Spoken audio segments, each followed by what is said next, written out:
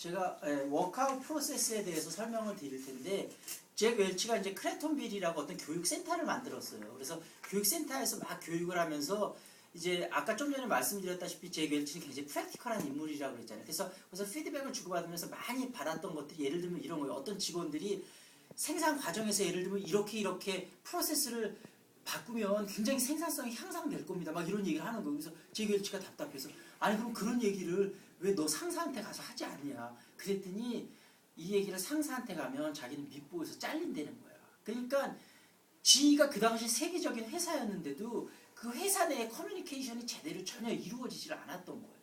그러니까 중요한 거는 회사를 살아있는 조직으로 만드는 거가 중요하거든요. 그래서 맨날 같이 커뮤니케이션 중요하다고 얘기를 하는데, 사실은 우리나라 기업들 중에서도 예전보다 많이 좋아졌지만 지금 우리나라의 탑 회사들도 사실 그 디파트먼트 내에서는 어느 정도 커뮤니케이션이 되는데 다른 부서끼리는 사실 대화가 잘 안 돼요.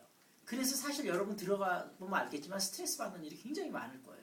왜냐면 막 마케팅이랑 엔지니어랑 서로 이해를 못하고, 마케팅은 이런 식으로 마케팅을 해야 되는데 뭐 디자인 부서랑 뜻이 안 맞고 이런 것들이 되게 많거든요. 근데 이제 잭 웰치가 보면서 그룹 내에 정말 이렇게 살아있는 커뮤니케이션을 하는 게 정말 중요하다.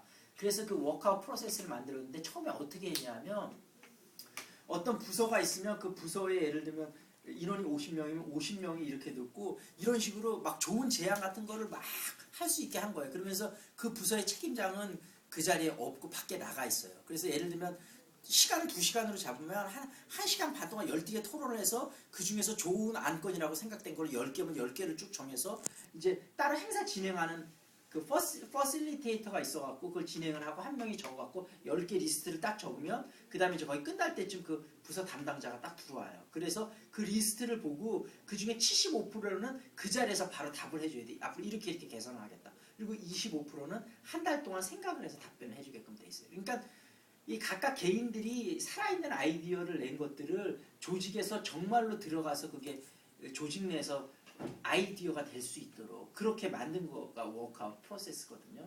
그래서 근데 아까도 얘기했다시피 우리나라 기업에서 이런 것들이 너무 막혀 있거든요. 그래서 이런 식으로 커뮤니케이션을, 그러니까 제가 얘기를 드리는 거는, 그러니까 이런 실제 케이스들을 보면서 연구를 해보세요. 이런 케이스들을 내가 지원하려는 회사에 어떻게 적용을 한번 해볼 수 있을 것인지.